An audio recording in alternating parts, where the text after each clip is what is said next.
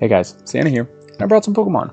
Today we got another deck list of a deck that a viewer specifically requested. We're talking about Gardevoir EX post-rotation. Now, I have been religiously studying this deck for a good while now, and I've stumbled upon a really nice post-rotation list that I got from a Kagawa City League. I almost call it a Champions League. Kagawa City League, this got first place, and I've made a couple of tweaks because we don't quite have Lily's Clefairy yet. When we do, we will be including 2 copies in this deck. If you are new here, hi, I'm Santa. We open Pokemon cards all the time. This is the Poke Workshop. We don't always open Pokemon cards, sometimes we just talk about them. But today we got a deck profile of Gardevoir EX, and this is an insane deck still. A lot of people might try and tell you that it's not. This deck's still good. Alright, going on to the profile. Got 2 copies of Gardevoir EX. We only really run 2 because, like, you don't want to have multiples on the board. You only really want to have one of these on your bench because it's Psychic Embrace as often as you like during your turn. You may attach a basic Psychic Energy card from your discard pile to one of your Pokemon.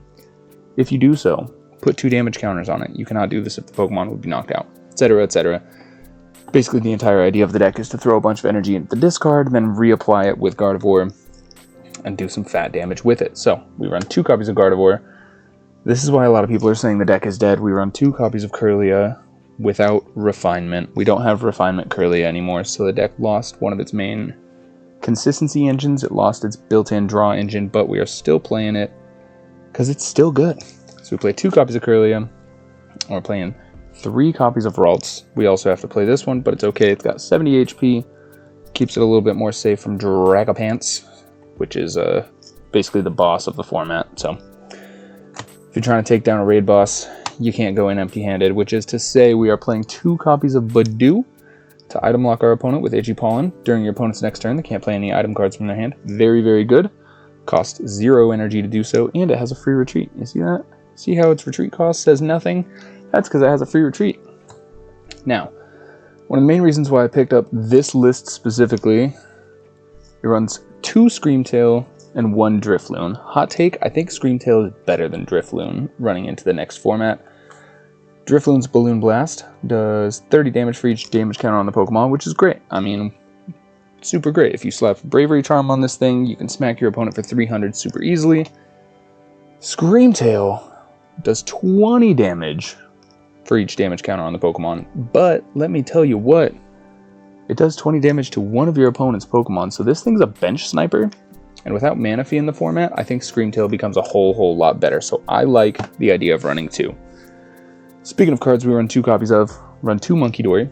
Very, very, very good. I've seen a couple lists that are actually running Energy Switch, so if you have 2 Munkidori on board, you can use the Darkness Energy effect on one of them to use your Adrena Brain, then swap it right over to the other one and do it again.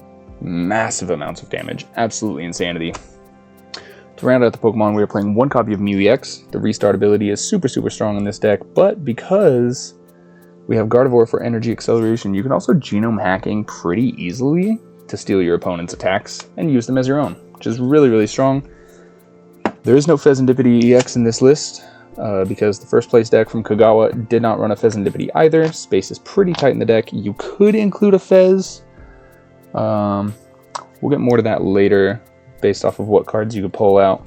Moving on to the items, you would definitely not pull out any Buddy-Buddy Poffins. You need to run 4. This gets you to your Ralts. This gets you to your Drifloons. This gets you to Budew. I said Drifloons, but we only play 1. Anyway, this gets you to your Ralts, gets you to Drifloon, gets you to Budew. A lot of times, you're going to try and go second with this deck, and you're going to try and Budew lock your opponent literally just for 1 turn, so that you can use your second turn to rare candy into a Gardevoir and start pulling off shenanigans. So 4 Buddy-Buddy Poffins are an absolute must. We're playing 3 copies of Ultra Ball. You could try and sneak in a Nest Ball here. I was trying to find space for a Nest Ball. Again, the list I based this off of didn't really run a Nest Ball, but we like Ultra Ball because it can search out our Gardevoirs, so we can rare candy into one. But we also don't mind the discard cost because we're trying to throw energy into the discard pile. So this is a very strong card in this deck. We're running 3 copies of Rare Candy. The list I based this off of only ran 2, but I'm having a pretty good time running 3. Honestly, even before before I found that list, when I was trying to toy around with this for post-rotation format, I was still trying to run 3. You only run the 2 Gardevoir, but I find that 3 Rare Candy is still pretty nice because you want to be able to see it. You could definitely drop one of these, and I think when Lily's Clefairy EX actually comes out, we are going to drop one of those for the Clefairy. Alternatively, you could drop one of those for the Fezandipity that we talked about earlier. Ooh, Fez, oh my gosh, wow. Nah, Fezandipity is a great card. Running 3 Night Stretcher, you could definitely bump this up to 4. It's a very, very powerful card in this deck, because your Drifloon and your Screamtail will often be left with either 10 or 20 HP, so they're very, very easy for your opponent to knock out. But that's okay, because your opponent just took 1 prize card, ideally you took 2. Night Stretcher it right back, do the same thing again. Very, very, very powerful card in this deck. Alright, we're also playing 2 copies of Countercatcher. Super, super good. If you have more prize cards remaining than your opponent, you get to Boss's Orders them, which is very, very good. Being able to switch for your opponent's bench Pokemon with one of their active, or into the active rather, incredibly strong. You can just pick and choose what targets you want, and considering you can do mass amounts of damage with Drifloon and Screamtail, being able to select which Pokemon you attack is very strong. Moving on to our last item in the deck is Brilliant Blender. Search your deck for 5 cards, discard them, then shuffle your deck. Every single time, pretty much. I guess there's a case where you could discard a Pokemon and then Night Stretcher it back, but generally speaking, you're going to use this to discard 5 Psychic Energy, so you can start Energy Acceleration with your Gardevoir. Very, very good card in this deck. There are certain people still running an Unfair Stamp build of the deck. That's very good still. But Brilliant Blender is seeing a whole lot of success in Japan, and because they are ahead of us in format, that's kind of what we're looking at. So, moving on to the supporters. The supporter lineup is kind of a little funky for Gardevoir, but very, very straightforward.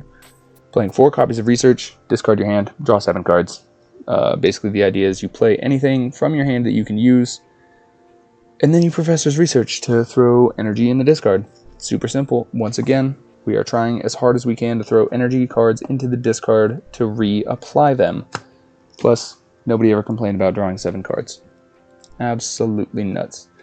Now this is also absolutely nuts. This is a tech that I've been seeing in a whole lot of Gardy lists over in Japan, and I love it because I think this card is crazy cool. Explorer's Guidance. So you look at the top 6 of your deck, add 2 of them to your hand, and toss the other 4. So this digs into your deck by 6 cards, which is pretty good. Not including prize cards, that's 10% of your deck you get to see off of 1 card. And you get to add 2 of them to your hand. Ideally, the 4 you discard are Psychic Energy cards. Once again, recycle them back with Gardevoir. Keep doing your stuff. Moving on, we got 3 Arven. I really don't think you need to run 4. A lot of lists don't even run 3. There's a few lists that I was looking at and studying that actually have cut Arven entirely, but I still think it's a really, really good card in this deck because you can search a Brilliant Blender and you can search a Bravery Charm, which is just absolutely massive. It is just almost a 1-card combo. This is also really good because you could search a Rare Candy and a Bravery Charm. So if you have a Ralts on board and you have a Gardevoir in hand, you get your Rare Candy, you slap down your thing, slap down your Gardevoir, and you also get to search a Bravery Charm so you can get into your other shenanigans. Next 2 cards, we got 2 copies of Iono. I've seen some lists that are actually running up to 4, which I think is kind of kooky. It's good for hand fixing. It's very nice to disrupt your opponent. Again, with playing the counter catchers, a lot of times we can play from behind, which means Iono is very, very disruptive. But because we often leave a single prize board state, it's honestly, you only really fall behind if you choose to. Last supporter in the deck, we play 1 copy of Boss's Orders. Don't really need a whole lot more than that. We run a pretty thick supporter count, so you don't really want to see a bunch of Boss's Orders, and we're also running the 2 counter catcher, so you don't really need to run more. Pardon me. Moving on to the tools and stadiums. Run 3 Bravery Charm. I don't think you should run 4. 4 gets pretty clunky. I don't think you should run 2 because you don't see it as often as you need to. Basic Pokemon this card is attached to gets plus 50 HP. This is really, really good on your Drifloon and your Screamtail. Hypothetically, you could click this onto a Munkidori as well, just to give it a little bit more HP to be able to survive some turn.